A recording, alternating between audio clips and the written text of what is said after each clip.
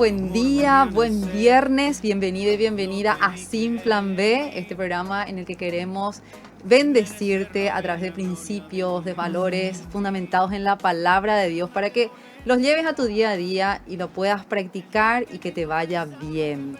Aquí estoy en compañía de mi esposo Marce Sánchez, yo soy Anne Brest en conducción y Jere Borgete en control. Te invitamos a que te quedes con nosotros en estos minutos, 60 minutos súper intensos, muy buenos, y hoy más que nunca tenemos un programa más que especial porque tenemos una invitada súper especial que ya les voy a presentar. Y ahora voy a saludar a mi esposo primero. ¿Qué tal, Marce, este día? ¿Cómo estás? Hola, Anne, ¿qué tal? Muy bien. Un lindo viernes. Un lindo viernes. Un viernes distinto. Sí. Y tenemos una invitada especial. Y bueno, anotamos acá su nombre porque nos contó de su testimonio también, un breve testimonio. Un tremendo testimonio de vida realmente tiene ella y ya nos va a contar.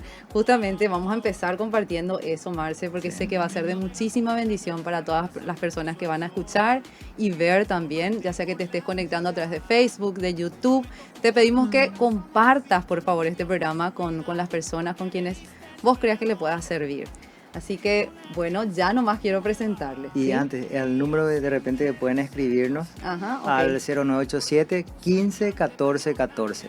0987 15 14 14. Así es.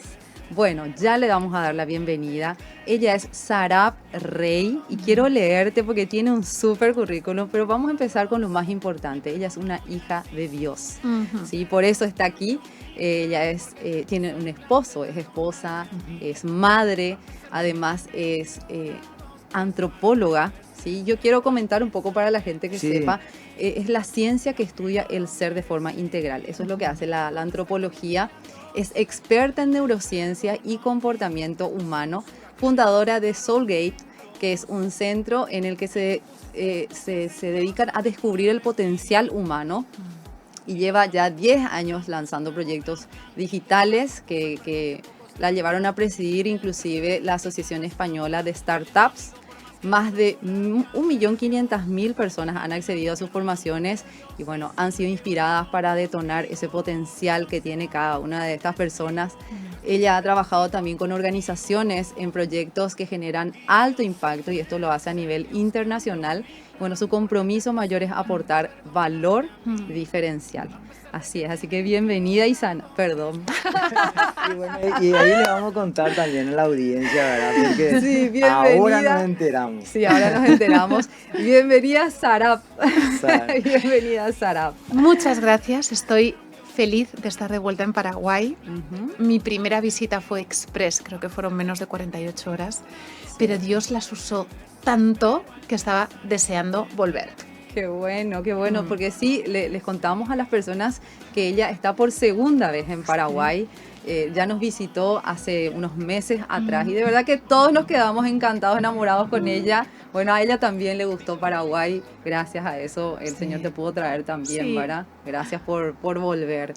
Bueno, tenemos tantas preguntas, Sarab, tantas preguntas para vos. No sé si vos querés iniciar, Marce, o me dejas a mí. No, yo quiero que inicie Sarab con el tema de su nombre, porque para empezar a contar. Porque muchos seguramente le conocen todavía con el nombre anterior. Bueno, el viejo nombre. Yo quiero contar esto porque es un testimonio, ¿sí? De poder. Yo le estaba por decir recién, bienvenida a Isanami, porque así fue conocida hasta hace un tiempo atrás, hasta hace poquito nomás. Pero bueno, hoy ella tiene un nuevo nombre y hay un testimonio detrás de eso. Si nos podés compartir realmente eso. Sí. Mis padres me pusieron el nombre de Izanami, que en la mitología japonesa es la diosa de la creación y de la ultratumba, del infierno. Ellos, y tiene mucho que ver también con mi testimonio, yo crecí en una familia New Age, ocultista, hinduista, budista. Era una mezcla, la verdad. Mi papá fue uno de los primeros profesores de yoga de España. Ellos practicaban y siguen practicando Reiki, constelaciones familiares, masaje metamórfico, registros akáshicos, todo este mundo en el que lo oculto se disfraza de distintas cosas, pero en el fondo sigue siendo la mentira más antigua, la que encontramos en Génesis, que Satanás le dijo a Eva y a Adán de seréis como dioses. Ya, sí. Con este nombre a raíz de... Siempre me había... ¿Sabes cuando Dios te pone un versículo y era el versículo de te daré un nuevo nombre, te daré un nuevo nombre, te daré un nuevo nombre? Wow, sí. Y ya en el bautismo ya fue como, ya, o sea... Es cambiar el nombre. Es cambiar el nombre. De hecho, ¿sabes cuando a veces creemos en Dios pero no le creemos? Y como Gedeón le vamos pidiendo otra pruebita y otra pruebita. Y yo ya sabía que Dios me iba a dar un nombre nuevo. Él ya me lo había dado en oración, pero yo seguía como resistiéndome porque ¿qué va a pensar la gente? ¿Qué va a pasar con mi marca personal? ¿Voy a perder seguidores? ¿Sabes? Estas excusas terrenales, ¿no? Estas mentiras que te va dando Satanás para que no hagas lo que Dios te está pidiendo. Y llegó un punto que dejé de ser capaz de pronunciar mi nombre. Cuando me presentaban a gente y me decían su nombre y yo tenía que decir el mío, no podía pronunciar Izana.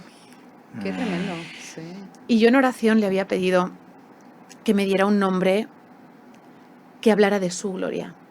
Decía, Dios, no quiero que me des el nombre de una de esas supermujeres de la Biblia. Quiero que me des un nombre de una cosa o de un lugar que hable de tu gloria. Y entonces, en oración me viene el versículo de la zarza ardiente.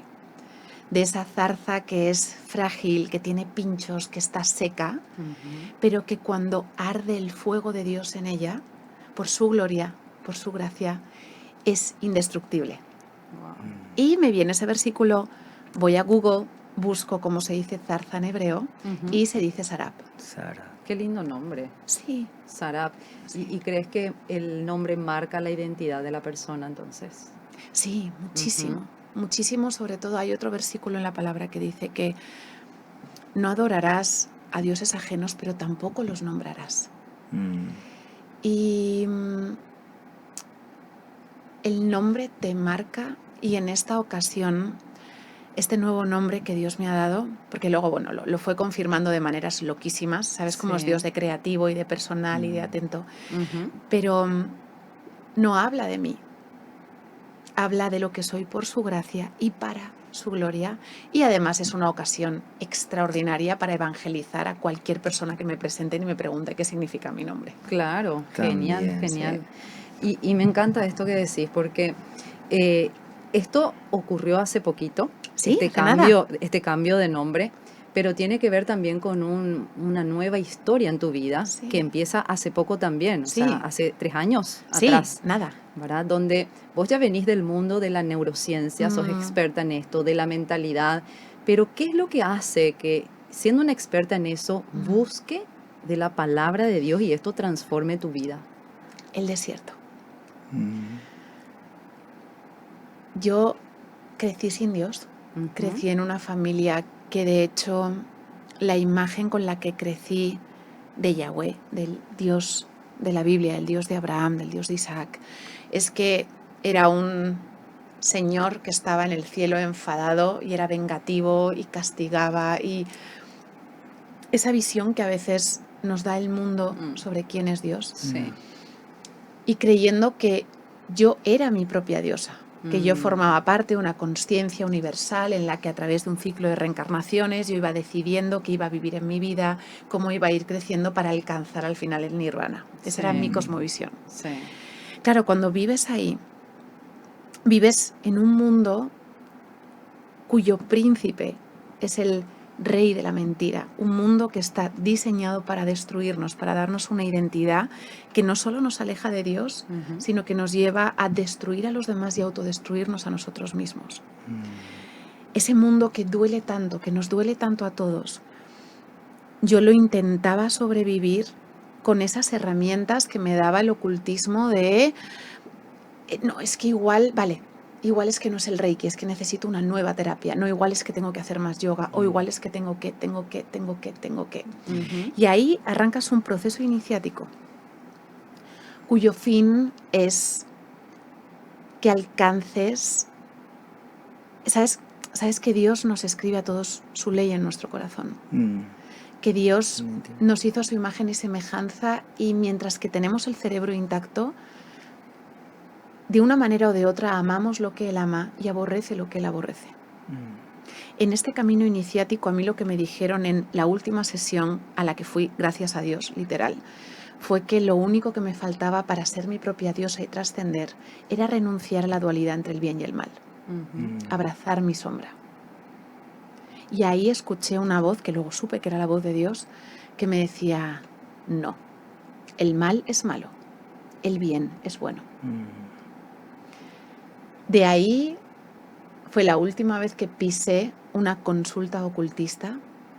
Ahora miro para atrás y lo que en su momento me pareció súper fácil, porque lo hizo Dios, era una cosa increíble. Yo era profesora de yoga, de meditación, había escrito un libro de autoayuda, hablaba de la ley de la atracción y todo eso de la noche a la mañana desapareció porque Dios puso en mi corazón un rechazo instintivo. O sea, me acercaba a cualquier cosa de ocultismo y me daban ganas de vomitar. O sea, Él me sacó de ahí.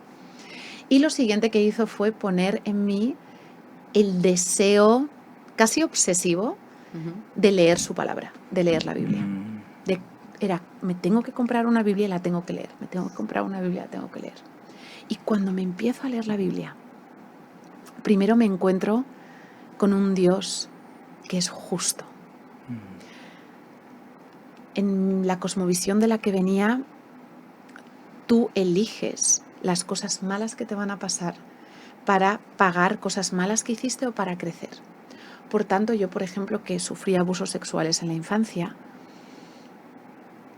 yo crecí creyendo que no tenía derecho a sufrir, porque al final el bien y el mal es relativo, eso era algo que yo había elegido, y aunque no, esa persona me estaba ayudando a crecer espiritualmente.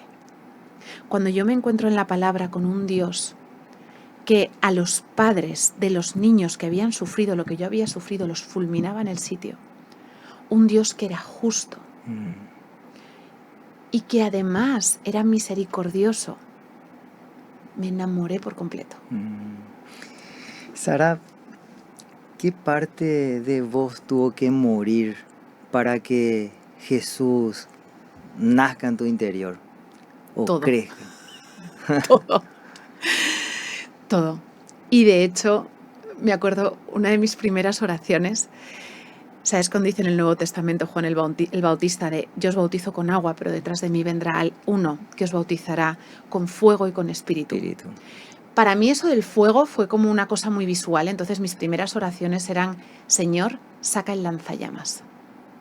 Quiero que entres aquí y toda esta oscuridad, todo este pecado que me estás revelando, quiero que lo abrases, no dejes nada, quiero que cada vez haya menos de mí y más de ti. Cosas más específicas, al final Él me fue mostrando todo el daño que había hecho y que estaba haciendo a otras personas y a mí misma, desde esa identidad insuficiente y perversa que te da el mundo. Hay otro versículo, claro, a todo esto yo me empiezo a leer la palabra como neurocientífica y es una sensación extraordinaria porque en la palabra de Dios hay versículos que están escritos hace casi 2000 años, que son los titulares de investigaciones neurocientíficas recientes. En el versículo en el que nos dice que Él vino a liberarnos de esa esclavitud que produce el miedo a la muerte, de lo que nos está hablando es que el principal motor de nuestros comportamientos tóxicos es el miedo a la muerte, es esos instintos de supervivencia que se activan en nuestro cerebro y que nos hacen tener comportamientos automatizados, impulsivos y egoístas. Es ese miedo a la muerte el que nos hace esclavos de nuestros impulsos, nos desconecta del dominio propio y nos convierte en personas que hacemos daño y que nos hacemos daño.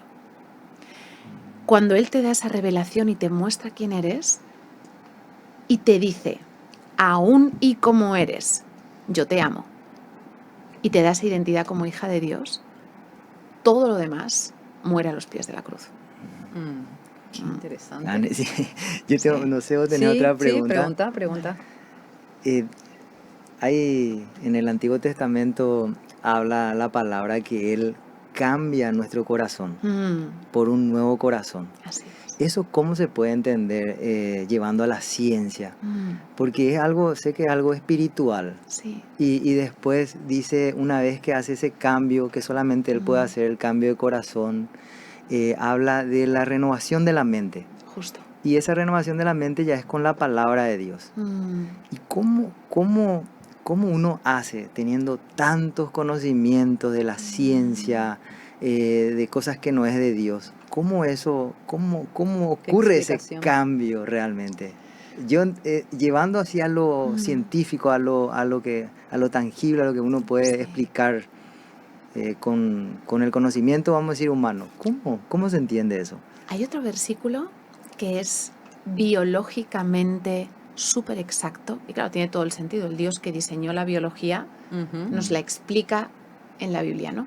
Cuando dice que el perfecto amor saca fuera todo temor. Esto es hermoso, porque a nivel biológico, la oxitocina es la hormona que generamos cuando amamos y cuando somos amados, y la adrenalina es la hormona del miedo. La adrenalina y la oxitocina no pueden coexistir en nuestro cuerpo a la vez. Si yo tengo miedo y alguien me abraza o me sé amado, No puede. cambio oxitocina por adrenalina. Si yo estoy, por ejemplo, en un proceso de parto, las mujeres que estamos produciendo oxitocina, y cualquier cosa externa nos genera miedo, la adrenalina corta el parto porque dejamos de producir oxitocina. La frase que más se repite en la Biblia es no temáis. Y tiene todo el sentido del mundo, porque prácticamente todos los trastornos de salud mental, excepto la esquizofrenia y la psicopatía, que se intuye que es genética, todo lo demás, su origen es una respuesta de miedo desregulada o cronificada. No temáis es el manual de instrucciones, el diagnóstico de cuál es el origen de nuestro egoísmo, de nuestro narcisismo, de nuestra impulsividad. Todo eso está relacionado con respuestas de miedo desreguladas. El narcisismo también ¿cómo dijiste? El miedo. O sea, sí, algo es una desregulación. Una desregulación.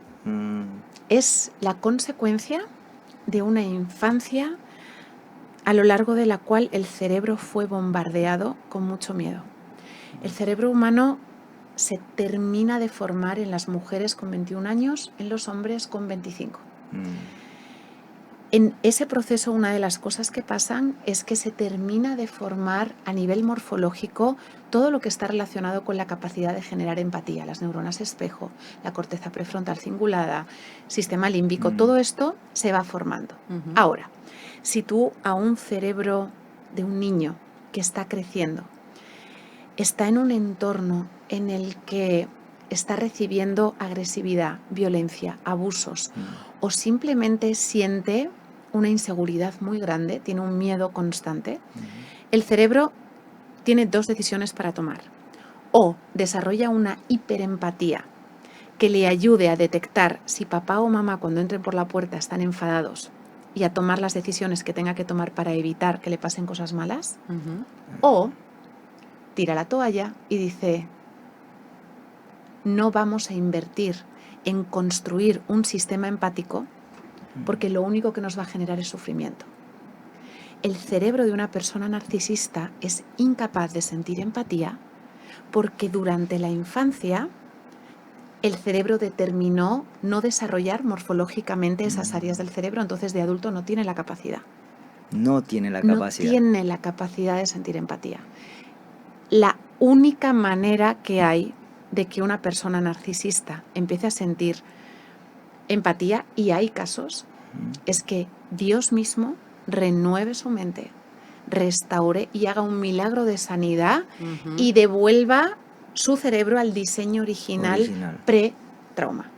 Claro, o sea, científicamente eso no se puede. Solamente Dios puede hacer eso. Solamente Dios puede restaurar un cerebro narcisista. Digamos. Qué tremendo. Y hoy se dice muy a la ligera por los comportamientos de repente desordenados de las personas, que este es un narcisista o esta es una narcisista, pero no debería ser así.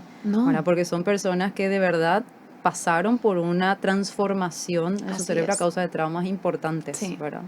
Ahí hay una cosa interesante, porque el narcisismo es también un espectro. Todos tenemos un grado de narcisismo. Todos tenemos un punto de creernos mejores o más importantes que los demás. Que tiene que ver con el ego. Así es. Que en el fondo tiene que ver con una identidad basada en las opiniones ajenas. Ya. En el momento en el que mi cerebro determina que mi valor como persona depende de lo que opinen los demás de mí, a eso le voy a dar una importancia por encima de cualquier otra cosa. El único antídoto contra esos niveles de narcisismo es saberte hijo de Dios. Saberte que nadie es más importante que tú, pero que tú no eres más importante que nadie tampoco. Exacto. Y que tu identidad, tu dignidad, tu valor están basados en quién es tu padre, no en qué haces tú o qué puedes dejar de hacer. Exacto. Y teniendo en cuenta esto que mencionas, ¿cuánto crees que afecta entonces o sabes que afecta en una relación de pareja el no tener justamente a Dios como centro o como cabeza? Pues las cifras son escalofriantes. En España, de primer matrimonio, 1 de cada 2 termina en divorcio. De segundo matrimonio es un 70%. Pero más aún, vivimos en una cultura tan narcisista, una cultura que está convirtiendo el yo en un ídolo del corazón, que es que ya la gente directamente no se está casando. Claro. Porque cuanto más me miro a mí, cuanto más me idolatro a mí mismo, menos espacio hay para generar un compromiso a largo plazo que requiere de sacrificarse, que requiere de poner en común cosas, renunciar yo a cosas para construir algo juntos. Sí. Lo que te dice el mundo hoy es, puedes tenerlo todo. ¿Para qué vas a renunciar a viajar? El principal motivo por el que la gente joven no quiere tener hijos, cuando les preguntas es, ay no, es que yo quiero viajar. Es que yo quiero viajar. Disfrutar de la vida. Disfrutar de la vida. Hay otras personas que igual es porque económicamente no pueden o porque quieren darle a sus hijos pero hay un gran porcentaje cuya razón es, no, es que yo no quiero vivir oprimida, yo quiero viajar, quiero disfrutar de la vida, yo no quiero sacrificarme. El yo. El yo convertido en un ídolo, en un Dios. ¿Y crees que sin Dios, sin tener el Espíritu Santo dentro de uno automáticamente se vuelve un Dios para sí mismo? Sí. Sí, es así. Sí, porque esa esclavitud que genera el miedo a la muerte, si tú dejas a la carne ser carne, sin espíritu, la carne solo va a mirar por su propia supervivencia. Okay. Claro. Puede que esté en un entorno cultural con unos valores judeocristianos que a través de la ley y de la opinión pública nos limiten un poco, pero si tú nos dejas en estado salvaje, Sodoma y Gomorra. Claro. Es una cuestión de simplemente estar en el momento, en la situación, ¿verdad? Que ahí es como que despierta lo que uno realmente es. Así es. Tremendo. Y desde tu experiencia científica, y de vuelta. Sarab. Es normal. A mí me está costando todavía, pero me dijo que a su esposo también le costaba un poquito, así que bueno, me siento mejor. Es una transición. Es una transición.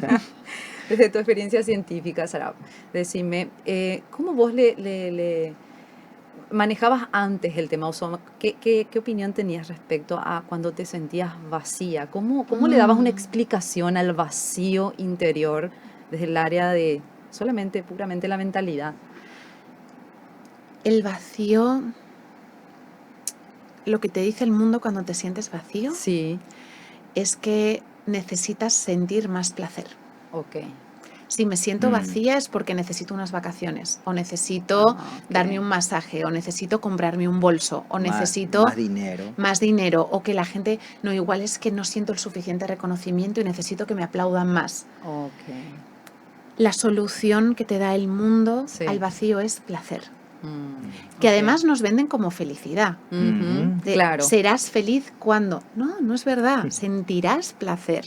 Exacto. Que el placer es como una cerilla, es dopamina, es adictivo, cada vez necesitas más para sentir algo y te lleva a un punto de adicción que ya dejas de sentir, no sientes absolutamente nada. Sí, justamente a vos te escuché decir una vez que realmente la felicidad como tal no existe como tal. No. Sí, es un invento nuestro, ¿verdad? Sí. La felicidad. Sin embargo, el gozo Ujú. sí es otra cosa y es Así producto de la presencia del Espíritu Santo. Y me encantó porque para mí cerró algo que, que estaba siempre como inconcluso. Sí, es como, siempre te dicen, vos decidís ser feliz. Ujú. Claro, con las acciones que tomás en el día a día podés provocar esto que estás diciendo, más placer o menos placer con ciertas cosas, ¿verdad? Pero finalmente lo que te mantiene bien es el gozo, Así es. porque es permanente y va más allá de la circunstancia. Así es. Es esa combinación entre gozo, Mm, esa capacidad de disfrute, de alegría, de ser como niños, de mm, maravillarte de las cosas más pequeñas, de vivir con exacto, sí, gratitud, de sí, sumado a la paz. sí. Esa paz que sobrepasa todo entendimiento. Mm,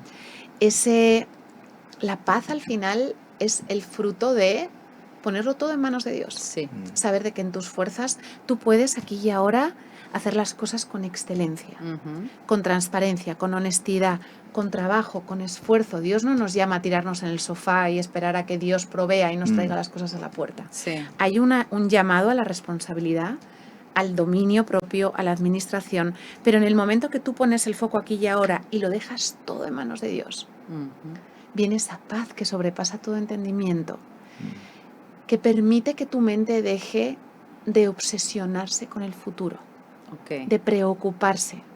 Porque, ¿qué le pasa al cerebro? El cerebro no distingue entre lo que piensas y lo que te pasa. Tremendo es eso, sí. Claro, todo lo que te pasa se procesa como pensamientos. Sí. Entonces, cuando yo anticipo algo malo que me va a pasar, estoy generando el clima neuroendocrino, estoy produciendo las hormonas Ujú, que generaría si me estuviera pasando esa cosa mala de verdad. Y de nuevo, esa esclavitud que genera el miedo a la muerte, estoy llevándome a mí entero a un estado de tensión sí. que me vuelve egoísta y que desactiva mi dominio propio. Wow, tremendo. Y esto le pasa mucho a la gente que sufren traumas, a las personas que sufren Sí. traumas, y me viene a la mente la infidelidad, Sí. que es tan difícil. Mm. ¿Qué podrías comentarnos respecto a eso? Hay tantas personas que hoy sufren a causa de haber pasado por esta situación en sus matrimonios y les cuesta muchísimo dejar de pensar en el trauma en sí Sí. y se mantienen por años muchas veces atados a eso que ya pasó. Mm. ¿Cómo es que trabaja ahí el cerebro en ese sentido? ¿Y cómo puede hacer para soltar eso también? Claro. Esa capacidad que tenemos de recordar las cosas malas que nos han pasado Sí. y darle más importancia a lo malo Mm, que a muchas cosas buenas, sí. tiene la funcionalidad de ayudarnos a predecir qué personas me puedo fiar, no me puedo fiar. Ok. Esa funcionalidad que tiene un diseño y tiene un propósito, cuando la ejercitamos desde una identidad débil, nos come. Mm, ¿Por qué? Porque la identidad que nos da el mundo es una identidad basada en tú vales, no por quién eres, sino por cómo te trata la gente. ah, ¿Qué me pasa con una infidelidad? Más allá de la pérdida de confianza, yo lo que siento es que mi esposo, mi esposa, sí. eligió a otra persona por encima de mí y por tanto yo valgo menos que esa persona que eligió. Me lleva automáticamente a una comparación y a haber perdido Sí. en la comparación entre dos personas. Esa es gran parte de la herida, Sí. donde se retroalimenta la desconfianza futura. Ujú, Ese tema de identidad solo se restaura con la identidad en Cristo. Con tener la certeza de que mi valía no depende de si mi esposo me elige o no me elige, ok. porque ya me eligió Dios. ¿Qué es lo más importante? Ya está. Si mi marido no me elige, es Sí. algo que él Lo tiene que hacer. tratar con Dios. Totalmente. Pero yo ya fui escogida desde el principio de los tiempos por mi Padre. Mm, Lo segundo, que es recuperar ese vínculo de confianza, sí, es también muy difícil. sí. porque al final el amar requiere una entrega. Y esa entrega, tu cerebro se resiste cuando ya has ido varias veces a un sitio y lo has pasado mal. A la cuarta te dice el cerebro, mira, No, ya. o sea, ya. Ya. Entonces, Basta. de nuevo, tiene una base biológica, tiene un porqué, tiene un propósito, pero, de nuevo, es Cristo el que nos permite trascender y hacer cosas que biológicamente son imposibles en sus fuerzas. Ese es el poder. Y Y Así eso mismo. del lado contrario también. Hablando de la persona que causó la Sí. infidelidad. Ujú. Hablando así de nuestro tema nomás, yo siempre me pongo del lado que me tocó, porque tenía una mentalidad de que yo ya era de una manera y que eso no iba a poder cambiar. Hasta que conozco su palabra, Así su es. Espíritu Santo. Y yo creo que en ese interín, vamos a decir, en esa etapa de mi vida, es como que yo hablo de esta manera, que me volví egoísta. ¿En qué sentido? Yo me enfoqué en las cosas del Señor, en ver cómo cambiar esa mentalidad, ese corazón. Yo siempre eso le digo a Anne, o sea, si bien estaba yo tratando de ver cómo ayudarle con mis fuerzas, pero yo me enfoqué más en su palabra, en cómo cambiar esa mentalidad que tenía. Por eso yo creo que, y una vez, una pequeña pelea que tuvimos después de que el Señor estuvo en nuestras vidas, ella, la única vez que me reclamó algo, ¿cómo me dijiste? No, lo que pasa es Por que, tu bueno, culpa. primero para aclarar que nosotros pasamos por una crisis de infidelidad en nuestro matrimonio Ay, y en bueno, eso, y claro, esta claro, mañana hablamos lo mismo. claro, Ya contamos ya miles de veces, contamos. pero el público se renueva. Sí, entonces al poder sanar a través de la palabra, justamente, tuvimos igualmente un proceso, porque de hecho es una cuestión de ir trabajando y construyendo de vuelta lo que se quebró. Y en ese sentido me dijo en un momento dado él, yo ya sané. Ahora es tu problema, me dijo, ¿verdad? Ahora es tu problema, porque yo todavía seguía en mis crisis, ¿verdad? De arriba abajo, picos. Y eso me mató ese día y le dije, no, vamos a buscar ayuda, ¿verdad? Yo ya Vamos, estaba súper bien, le digo, ese es tu problema, el Señor ya me sanó. vamos. Pero qué importante es el acompañamiento también Sí, de la pareja. Sí, es que lo que se busca es restaurar, obviamente. así es, y entender que somos un equipo y tener esa responsabilidad afectiva de saber que lo que yo hago y como yo estoy tiene un impacto en el otro. Totalmente. Y sí tiene sentido que a veces cuando estamos muy mal y hay mucho que restaurar, necesitemos un tiempito para con nosotros mismos antes de poder abrirnos al otro. Sí. Igual que alguien que sufre una infidelidad, capaz necesita un tiempito para llorar Sí. antes de, ok, vale, ya lloré, Ujú. ahora vamos a hablar. Totalmente. Y Sí. hay una cosa aquí importante, que es que como Dios nos hizo a su imagen y semejanza y Él escribió su ley en nuestros corazones, cuando le hacemos daño a alguien, nosotros también sufrimos. Si yo no soy un psicópata o no he desarrollado un trastorno narcisista, Sí. mis neuronas espejo, aunque yo esté haciendo algo malo y lo esté haciendo voluntariamente, intencionadamente, hay una parte de mí que va sufriendo. Okay. Eso también se tiene que sanar. El que hace daño sufre y tiene un dolor que requiere de un tiempo con el Señor, de una oración, de entregarlo, de ponerlo a los pies de la cruz para soltar eso y poder también restaurarse.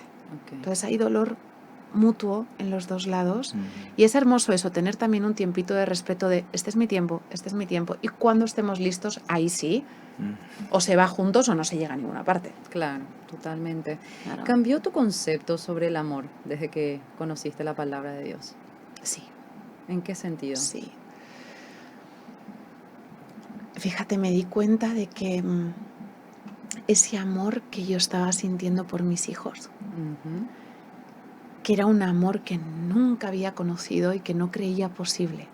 Amar de esa manera y ser amada de esa manera era un reflejo súper pequeñito del amor de Dios y que era algo que podía existir más allá de la maternidad. Que de pronto esa se podía convertir en la realidad del matrimonio, en la realidad de mis amistades, en los que habéis crecido en entornos cristianos, no sois conscientes de lo hermoso que es para alguien que viene del mundo entrar en un entorno cristiano. Tremendo, sí. Nos tocó. Os tocó, Sí. ¿verdad? Es ese vivir el reino en la tierra con personas que obviamente son pecadoras y obviamente en entornos cristianos también se hacen cosas malas y cosas mal, pero en general Sí. sientes un amor que es una cosa muy extraña. O sea, la gente se habla con un amor, se trata con un amor, con una disposición, con unas ganas de servir. Entonces, a mí, saberme amada por Dios me permitió amar de otra manera y resignificar por completo lo que era posible en términos de, en este mundo, amar y ser amada. Completamente, es cierto, porque la hermandad se siente diferente. Sí. Sí, es como que nos toca muchas veces viajar, así como te está Ujú. tocando ahora, y te siento cercana, ¿verdad? Sí. Es como que somos de la misma familia. Exacto. Entonces, Somos, podés sí. ir a cualquier parte del mundo que vos ves a alguien que ama a Cristo como vos Mm. amás, ¿verdad? Y es como que ya tenemos la misma sangre, ¿verdad? Es la Sí, misma familia. sí, tal Es cual. lindo, es lindo. Tal cual. Realmente. ¿Y cómo esto afectó tu relación de matrimonio, por ejemplo? Ay, es un proceso, Sí. pero está siendo un proceso hermoso. Ujú. Porque, ¿sabes? Esta cultura, o sea, vivimos en una cultura que es el resultado de un proceso de ingeniería social Sí, para destruir todo lo que es bueno, cierto. Sí, empezando por la familia. sí, exacto. Y es un proceso de ingeniería social que a través de películas, de series, de contenido en redes sociales, de mil cosas, canciones, música, Ujú. te van convenciendo de que lo mejor que puedes hacer para mejorar tu vida es priorizarte tú. Poner por encima de todo tus necesidades, tus deseos, seguir tu corazón, cumplir tus sueños. Fija, es tanto que si yo le digo ahora, por ejemplo, a mi hijo, no tienes derecho a cumplir tus sueños, choca. Es una Claro. frase que choca. Sí, va en contra de todo lo que se Claro, predica siempre. pero imagínate que el sueño de mi hijo es traficar con armas. Ajá, No todo lo que deseamos es bueno. claro. Cristo nos dice, el corazón es engañoso. Mm, Pero aún sabiendo eso, la frase de no tienes derecho a cumplir tus sueños sí, choca. Porque nos choca. lo hemos creído tanto que en nuestra vida personal es esa sensación, esa identidad abierta de, bueno, yo estoy contigo bien ahora, pero yo Claro. no voy a sacrificar mi placer por aguantar a alguien Ujú. que no me está dando todo lo que yo quiero que me den. Porque lo importante son mis deseos, mis emociones, lo que yo quiero, me voy a sacrificar contigo. Entonces, ahí, y hablando en primera persona, el entender que la media naranja no existe, Ujú. que el matrimonio perfecto, esas relaciones perfectas que te muestran en las películas, no existe. Sí, Que no es que, o sea, que no es una cuestión de encontrar a la persona perfecta, es una cuestión de con la persona que estás, sí. salvo excepciones de violencia, de, Exacto, o sea, sí, sí. si tu problema con esa persona no ataca tu integridad física y a tu integridad emocional, Ujú. es esa persona. Como tenéis aquí, sin plan B, no hay un plan B, porque en el momento en el que tú estás con alguien, pero tienes un plan B, un plan C, un plan D, un plan E, no te Ujú. vas a comprometer. Ujú. Y por tanto no vas a saber lo que es el amor. Totalmente, sí. Sí, justamente tenía una pregunta que hablaba de esto, ¿verdad? De que la palabra dice que el amor todo lo soporta, ¿verdad? Pero ¿hasta dónde todo lo soporta? Siempre que sea un amor como el que estás mencionando, uno que no afecte tu integridad, Así es. ¿verdad? Como persona.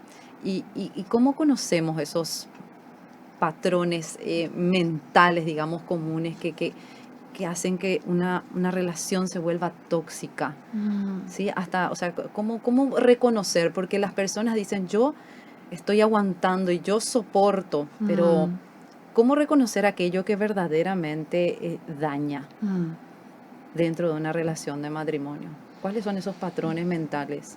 A ver, la primera señal de alarma Sí. a la que yo estaría muy atenta es a la falta de empatía en el otro. Ok.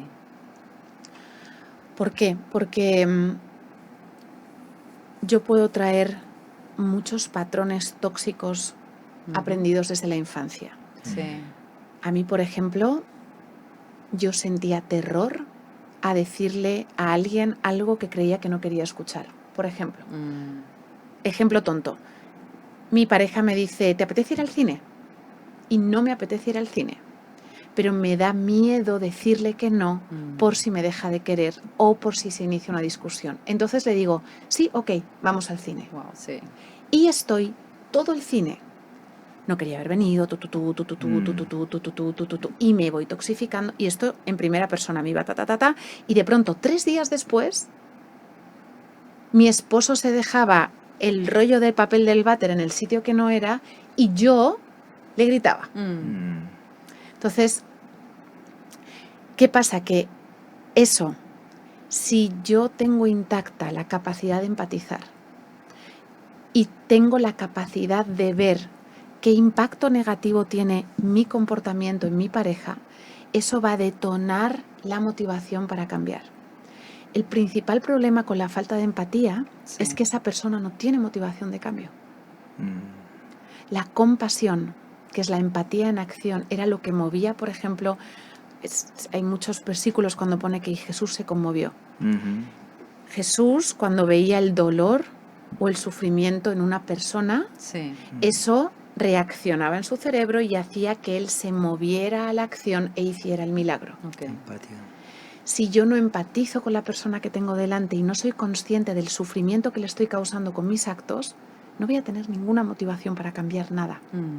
Y el problema va a estar siempre en la otra persona, no es que tú estás reaccionando mal.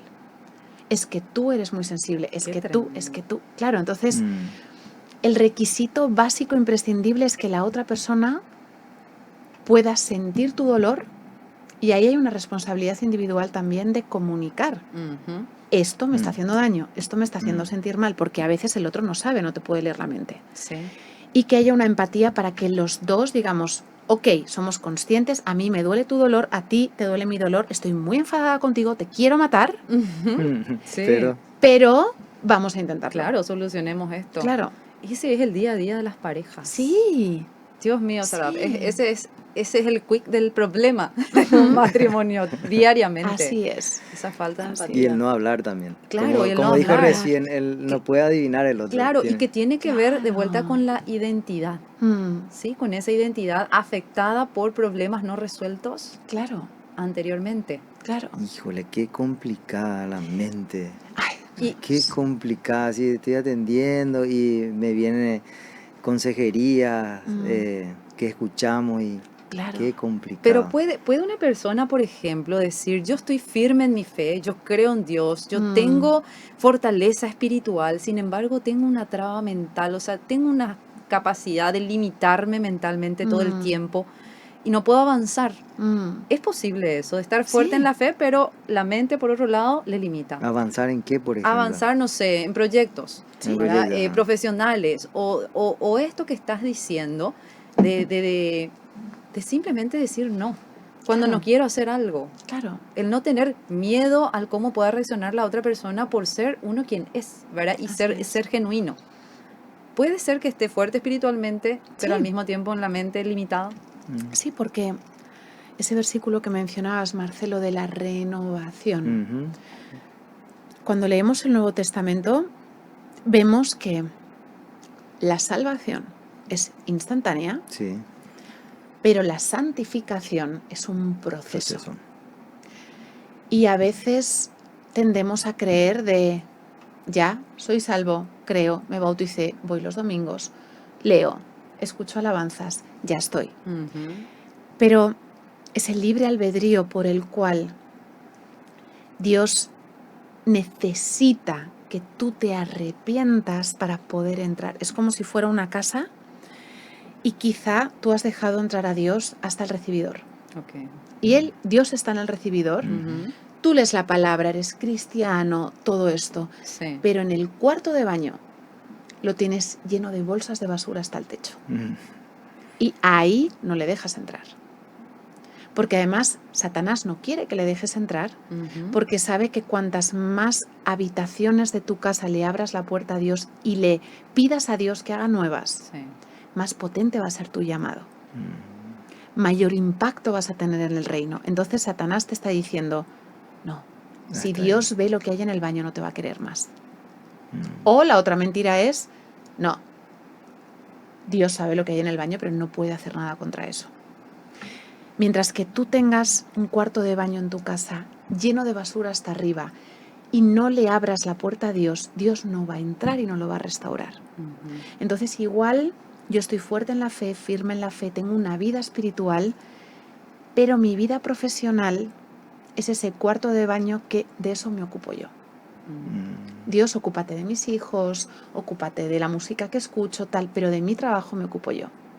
Dios sabe perfectamente lo que hay en cada bolsa de basura de tu cuarto de baño, Ujú. pero hasta que tú no le abras la puerta y no le entregues en oración, Señor, entra en el baño. Cuando hagas eso, Él va a entrar y te lo va a renovar por completo.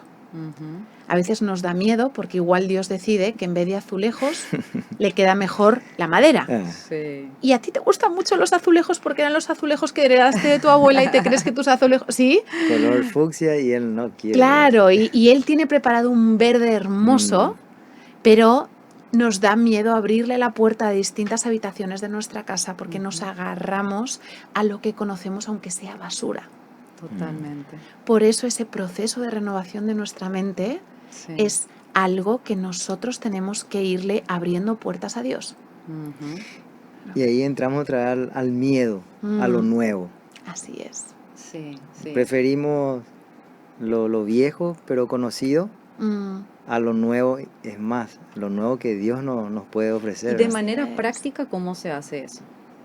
De manera práctica en oración. Ujú. De manera práctica es en oración decirle, ¿sabes? Este salmo que dice, Señor, examíname, Examina mi Ujú. corazón. examina mi corazón. Observa, Señor, ve mostrándome de manera sobrenatural qué áreas de mi vida no te estoy dejando pasar.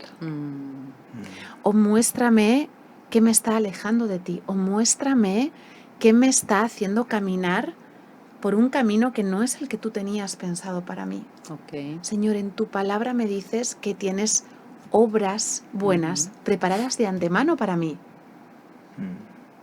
Dime por dónde es, dime qué me está impidiendo llegar a ellas y tráeme revelación de pecado. O sea, para mí esa revelación de pecado, esa convicción de pecado es la llave. Ujú. Hasta que Dios no ponga la linterna así, clarita, en qué es lo que te está alejando de Él, para que tú caigas de rodillas, te arrepientas, derrames tu corazón y lo pongas en la cruz. En el momento en el que tú te arrepientas, ya está, perdonado, chao. Claro. Y ya puede obrar, Sí. pero te tienes que arrepentir. Sí, sí, sí, sí. Vencer el miedo. ¿Cómo se hace para vencer el miedo? Es una pregunta, parece una preguntonta, ¿verdad? Pero me gustaría escuchar un poco desde tu punto de vista. Sabiéndonos amados. Sabiéndonos amados. Porque esta cultura en la que vivimos está diseñada para continuamente pulsar los botones de miedo. El cerebro humano es muy básico, es muy predecible. Ujú. Y las personas, esos principados, esas potestades, esos gobernadores de las tinieblas de este siglo, Sí. saben perfectamente cómo funciona el cerebro y saben qué pasa a un cerebro humano cuando le pulsas qué botones. Y al final, a veces vivimos más como marionetas que Sí. nos van guiando, que nos van moviendo. Sí. Venga, vamos a lanzar qué le pasa a una sociedad cuando empiezan a haber noticias de guerra. Ujú. Ya lo saben, lo llevan probando, testando durante 1000 años. Sí. Saben perfectamente cómo funciona. Entonces, vivimos en una cultura que está diseñada para estar continuamente pulsándonos los botones del miedo, Sí. para que nos comportemos como saben que nos vamos a comportar. Porque somos esclavos al miedo a la muerte. Somos esclavos de ese diseño de supervivencia. Ok. La única manera es salirnos del sistema, dejando de ser ciudadanos del mundo y empezar a ser ciudadanos del reino en la tierra. Ese reino en el que se camina en justicia y en verdad. Lo que nos ofrece Dios es un cambio de nacionalidad. Ese pasaporte que te da cuando crees y cuando le entregas tu vida, que te da acceso a la vida eterna con Él, es el mismo pasaporte que también puedes usar aquí. ¿Sabes cuando dice que te va a dar vida y vida en abundancia? Sí. Es aquí y ahora. Y a veces la pregunta que nos tenemos que hacer es, ¿qué estoy haciendo con mi pasaporte de ciudadana del cielo?